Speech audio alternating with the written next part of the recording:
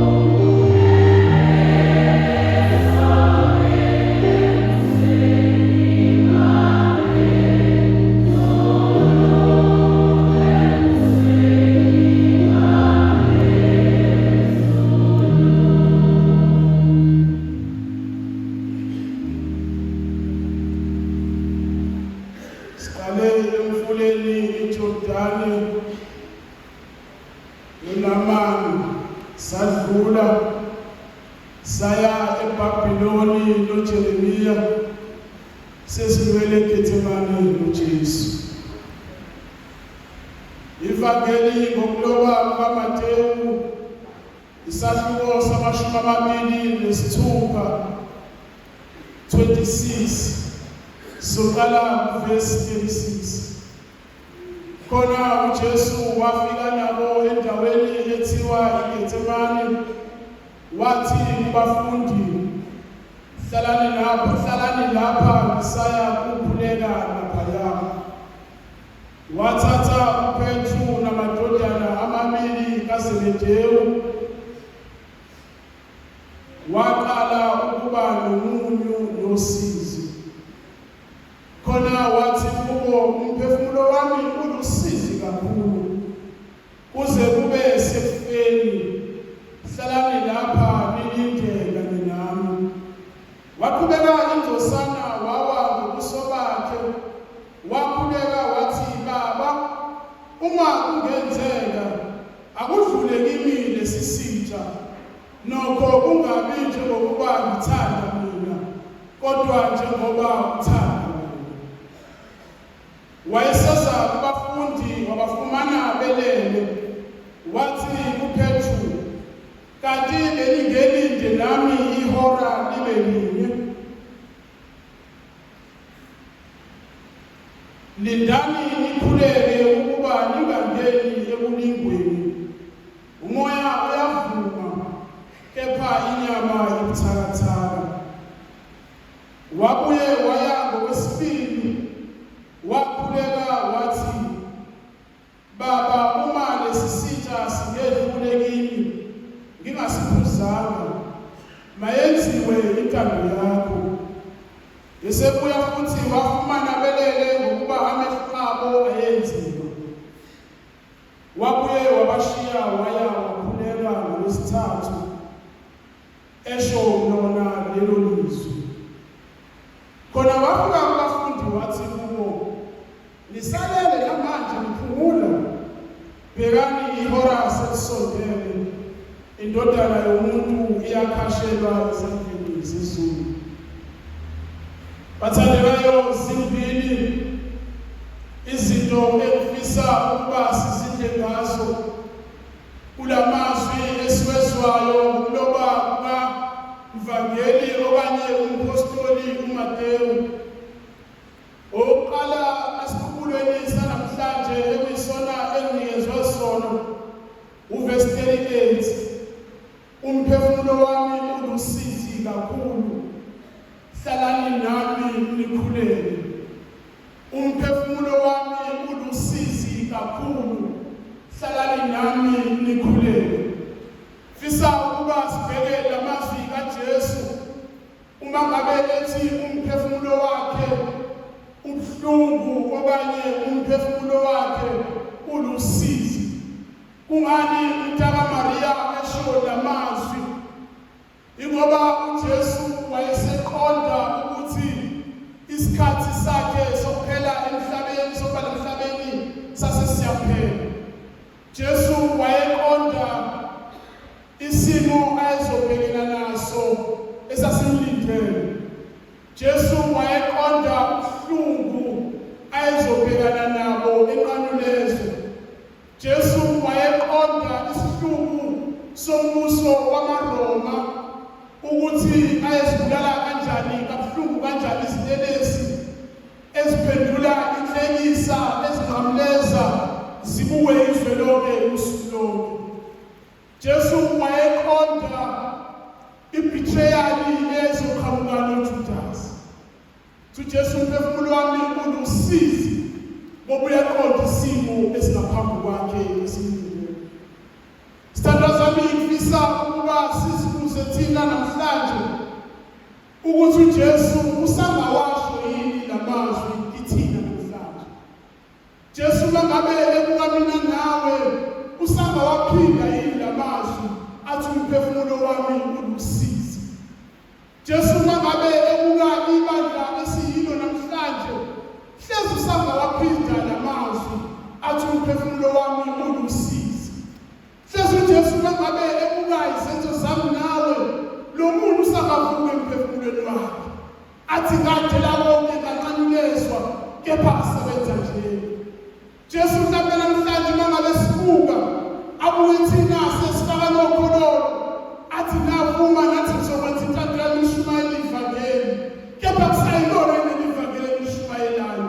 Hleze nathi simalapha elathini sishumayela izwi kaNkulunkulu, asashumayele izwi uNkulunkulu akufunayo. Uyavuka umuntu uMntaka Maria athi umphefumulo wami ulusizi.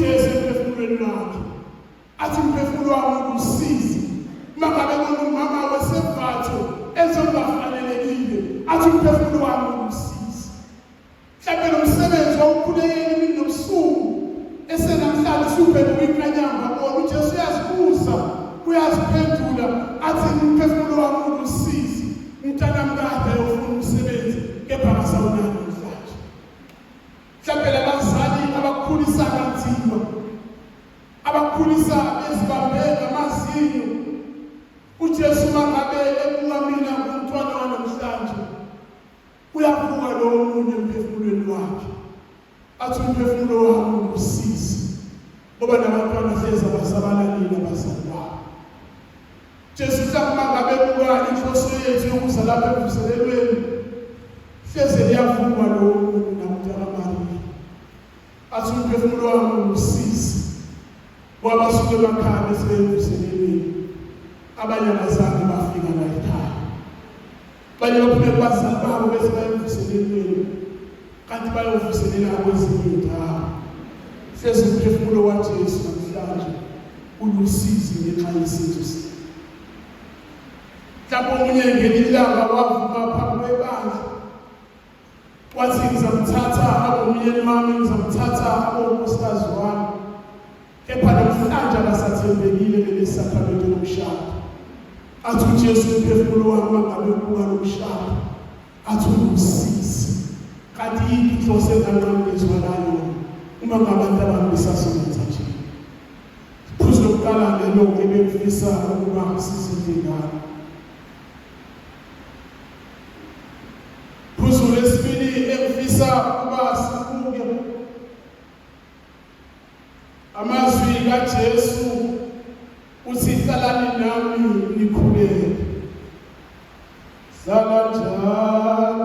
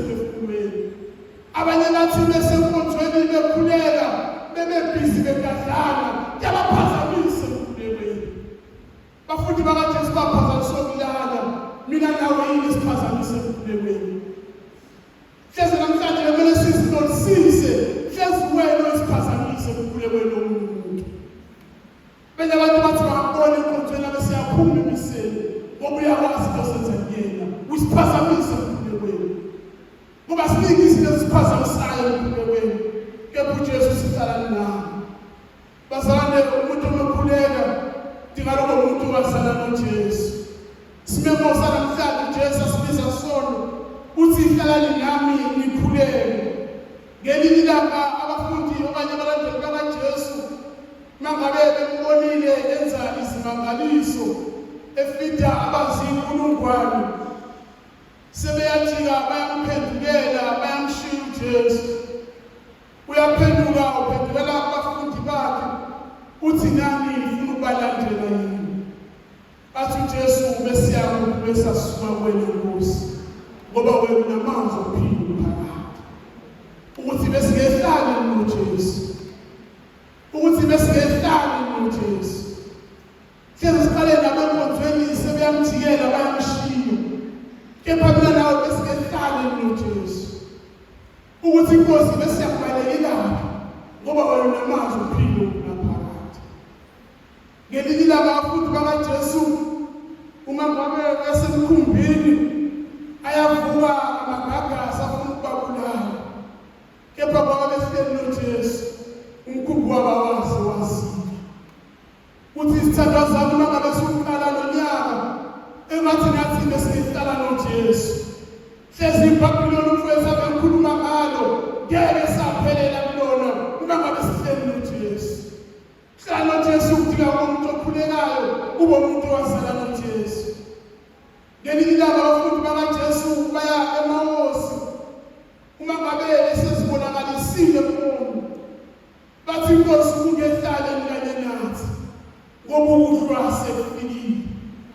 Hleze nawe ukuhlwa uma ngabe sekufikile empilweni yakho. Ubungameli uJesu uthi Nkosi hlala nawe. Ubungasiphendulane simeme siqhamuka kuJesu athi hlala nawe ukhuleke. Ukuthi noma sekunzima noma sekufika ukuhlwa empilweni uthi Jesu hlala nami. Uthi Jesu uzahlala nawe. Hlala njalo